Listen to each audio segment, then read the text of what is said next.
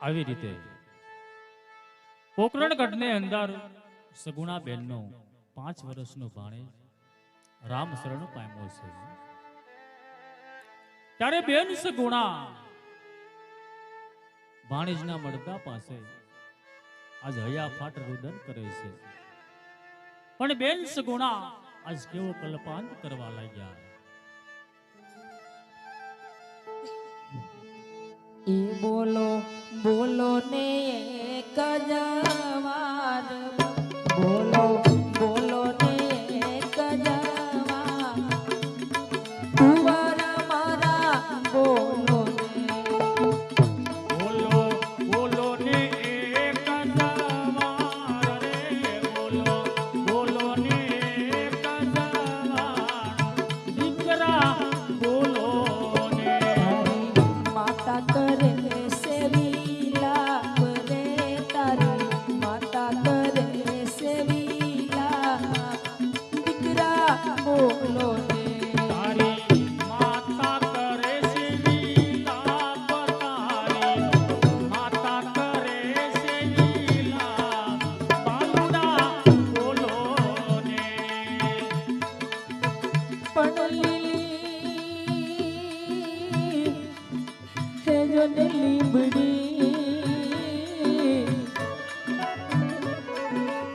અરે રે મસ્તળ જોરીસા,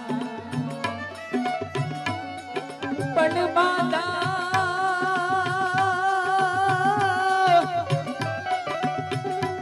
એજી બાધા વિનાની બેનડી, એમ પુત્ર વિનાની માત રે, પુત્ર વિનાની માત, એ દીકરા બોલો રે. જેમાં પુત્ર વિનાની તારી માત રે, જેમાં પુત્ર વિનાની તારી માત રે, દીકરા બોલો ને. બોલો બોલો ને એક જવાર રે, બોલો બોલો ને એક જવાર, એ દીકરા બોલો ને. બોલો બોલો ને એક જવાર, બોલો તમે બોલો ને એક જવાર, દીકરા બોલો ને. તારી માતા કરે છે રુદન રે, તારી માતા કરે છે રુદન, એ દીકરા બોલો ને. તારી માતા કરે છે રુદન રે, તારી માતા કરે છે રુદન, દીકરા બોલો ને. પડગર પિંગલ કેરા પાદ રે,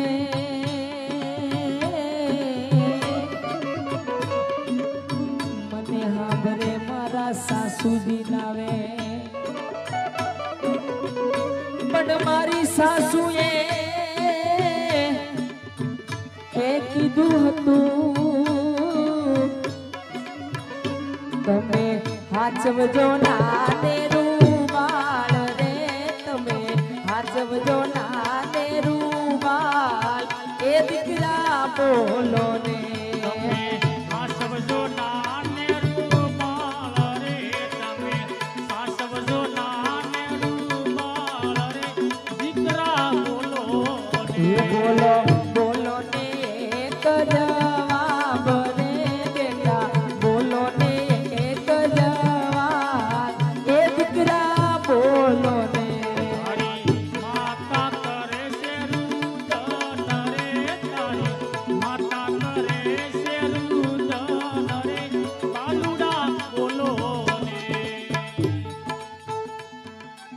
આવી રીતે બેન સગુણા ભાણેજના મળદા પાસે હૈયા ફાટ રુદન કરે છે અને ભાણેજના મળદાને કહે છે, હે બેટા, હે મારા બાળ, મને એકવાર જવાબ આપ. પણ કોણ જવાબ આપે? ભાણેજનું તો રંગ મહેલમાં મળદું પીડ્યું છે. સગુણા બેનને દેહનું ભાન ન રહ્યું અને બેન સગુણા હૈયાફાટ રુદન કરે છે. અને જોત જોતામાં ઉમરકટથી રામદેવજી બાપાની જાન આજ ધીરે ધીરે પોકરણગઢ તરફ ચાલી આવે છે. બેન સગુણા રંગ મહેલમાં ભાણેજના મળદા પાસે આજ કલ્પાંત કરે છે, વિલાપ કરે છે. હે બેટા, એકવાર મને જવાબ આપો. તારી માં તને બોલાવે બેટા. બેન સગુણા ગાંડા ગેલા થયા છે, દેહનું ભાન ન રહ્યું અને રામદેવજી બાપાની જાન આજ પોકરણગઢની અંદર પહોંચી જાય છે. સગુણાબેનને ખબર પડી કે મારા વીરાની જાન આજ પરણી અને પોકરણગઢની અંદર આવી ગઈ છે. માટે સાલ મારા વીરને ખબર ના પડે એવી રીતે એમના મંગળ તિલક કરવા માટે જાઓ. સગુણાબેને કાળા વસ્ત્રો ધારણ કર્યા અને રામદેવજી બાપાના મંગળ તિલક કરવા માટે જાય છે.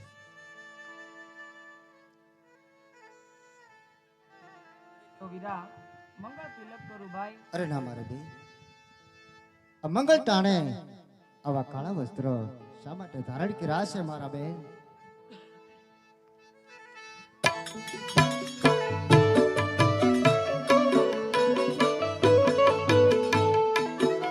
મારી વેદની સાવી રે પિંગલ ગો ભૂલિયા રે.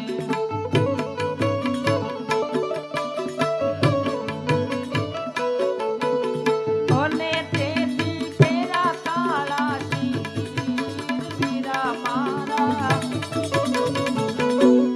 મારી વેદની સાવી રે પિંગલ ગો ભૂલિયા રે.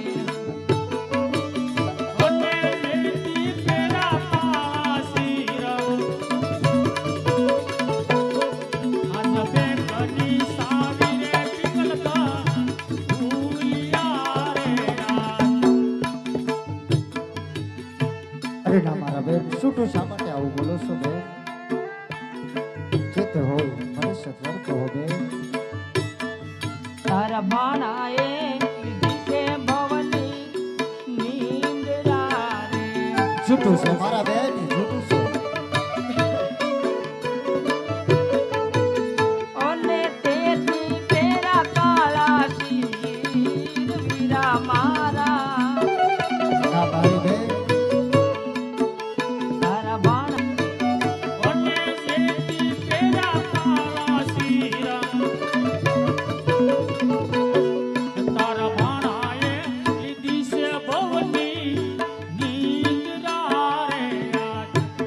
અરે મારા બેન, એ છૂટું છે.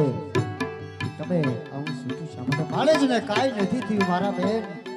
શા માટે આવું રુદન કરો છો મારા બેન? ભાણેજ ને હું જગાડું છું મારા બેન. ભાણો તો ઘરની અંદરમાં સૂતો છે, હમણાં જગાડું છું મારા બેન. આજ ઉઠો રે લાડીલા વાણીયા રે.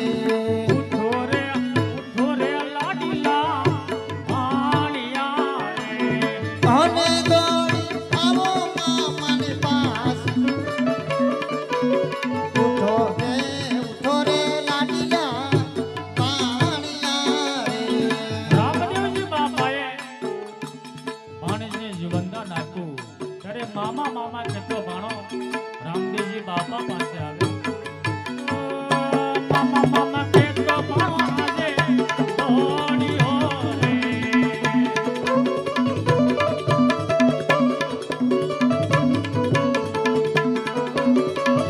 આઈયામાં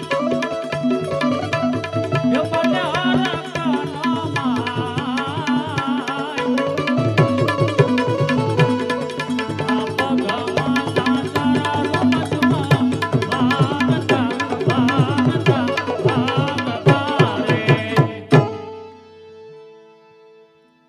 આવી રીતે રામદેવજી બાપાએ ભાણેજને જીવનદાન આપ્યું છે.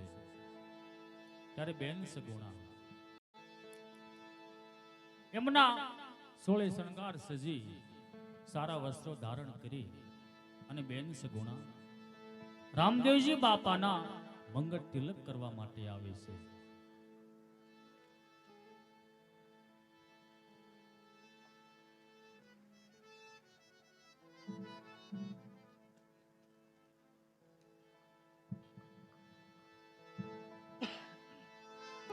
અરે ભાઈ, મારા કારણે એ ચોથું મંગળ અધૂરું છે ભાઈ, અહીંયા પૂરું કરીએ. અરે હા મારી બેન. અરે માંડવડામાં ચોથા મંગળ વરતાય, માંડવડામાં ચોથા મંગળ વરતાય, શોભા ગણેરી. આ ચોથા મંગળ સેના તે દાન દેવાય, ચોથા મંગળ સેના તે દાન દેવાય, શોભા ગણેરી. માંડવડામાં કન્યાદાન દેવાય, માંડવડામાં કન્યાદાન દેવાય, શોભા ગણેરી. હે દાન દેશે સોના જેવા રાય, દાન દેશે સોના જેવા રાય, શોભા ગણેરી.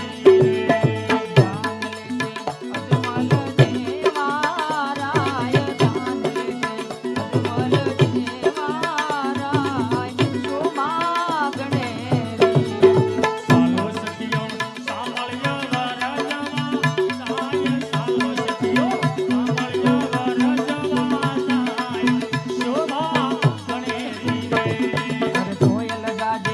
માંડવડામાં મંગળની ચડાવાય, માંડવડામાં મંગળની ચડાવાય,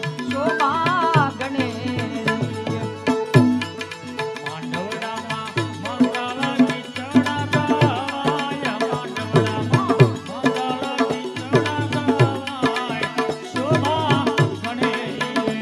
હે માંડવડામાં સોતા મંગળ પૂરા થાય, માંડવડામાં સોતા મંગળ પૂરા થાય, શોભા ગણેરી.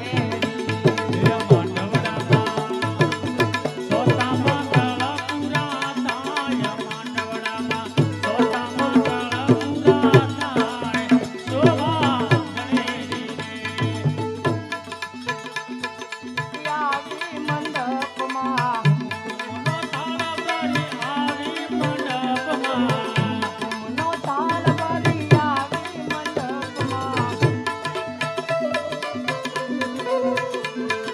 બેસો મારા મોંઘેરા મહેમાન,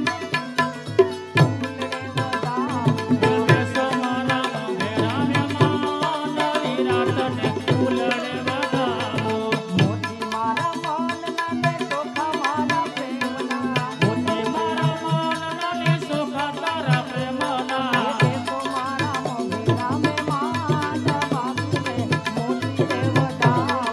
બેસો મારા માડી જાયા, વીર વિરાટને ફૂલડે વધાવો, ફૂલડે વધાવો, ફૂલડે વધાવો. અરે વીરા રામદેવ, હવે અમારે અમારા સાસરિયામાં નથી જવું ભાઈ. અરે હા મારા બેન. હવે તમારે તમારા સાસરિયામાં નથી જવાનું મારા બેન. તમારો સાથ હંમેશા મારી સાથે રહેશે મારા બેન. ચોથા મંગળની અંદર 101 રૂપિયા રામ ભરોસે આવે છે, બીજા 100 રૂપિયા રામ ભરોસે આવે છે. બોલો રામદેવજી મહારાજ કી જય.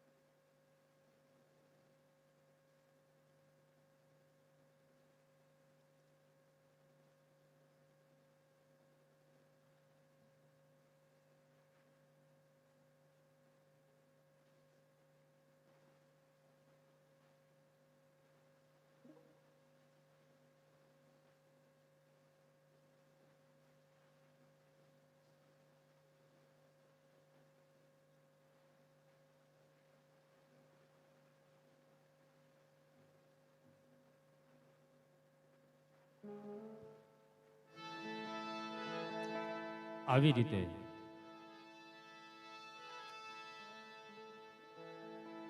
રામદેવજી બાપાએ ભાણેજને જીવનદાન આપ્યું છે અને રામદેવજી બાપાના લગ્ન થયા છે અને એ લગ્નમાં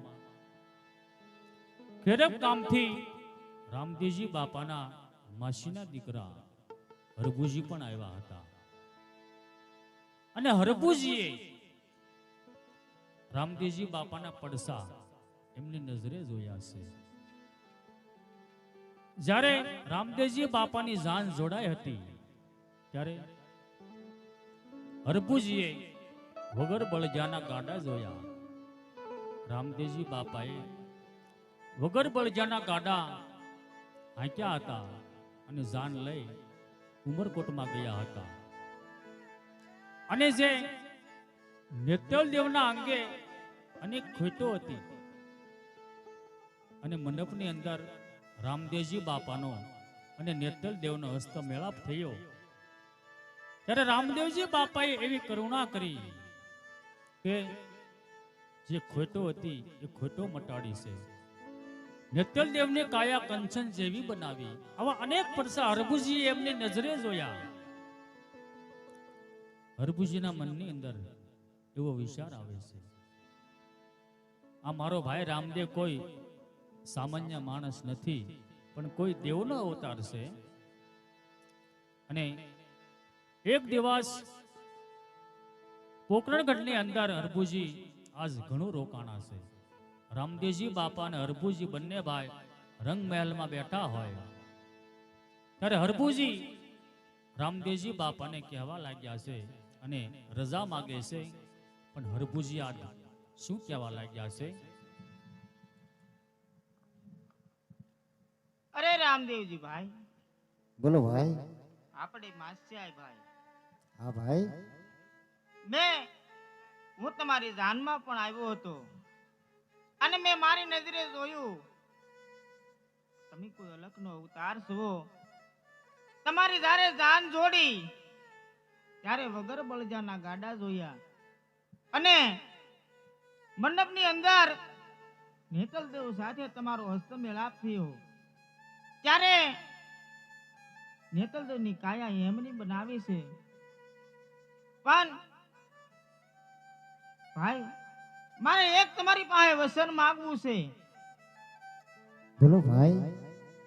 સાંભળો ભાઈ, કે જ્યારે તમે સ્વધામ જાઓ ત્યારે મને મળીને જાશો એવું મને વસન આપો.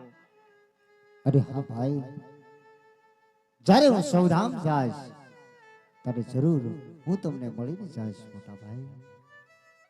ભાઈ, ઘણો રોકાણા, હવે મને આજ્ઞા આપો જેથી કરી હું મારા પંથે ચાલતો થાવ. અરે હા ભાઈ, રાજી ખુશીથી જાઓ. હાલો ભાઈ, જય શ્રી કૃષ્ણ, જય સીતારામ. એ આવજો ભાઈ, એ આવજો.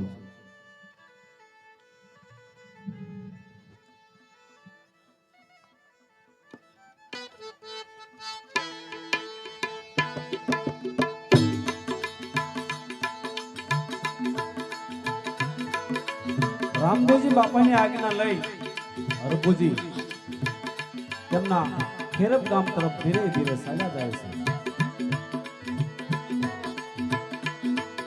હરભુજી રામદેવજી બાપાના માસીના દીકરા થતા હતા.